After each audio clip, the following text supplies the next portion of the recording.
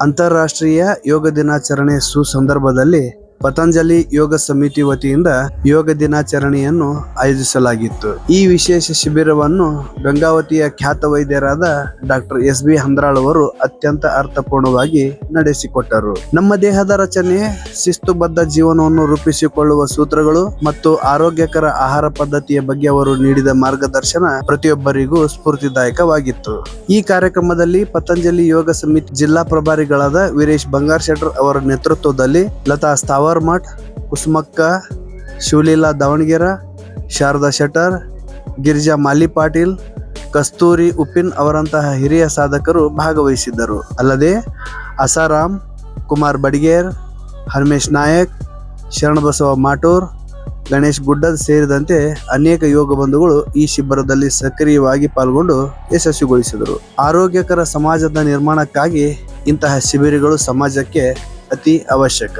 ಈ ಯೋಗ ಶಿಬಿರದ ಕುರಿತ ನಿಮ್ಮ ಅನಿಸಿಕೆಗಳನ್ನು ಕಮೆಂಟ್ ಬಾಕ್ಸ್ನಲ್ಲಿ ಹಂಚಿಕೊಳ್ಳಬಹುದು.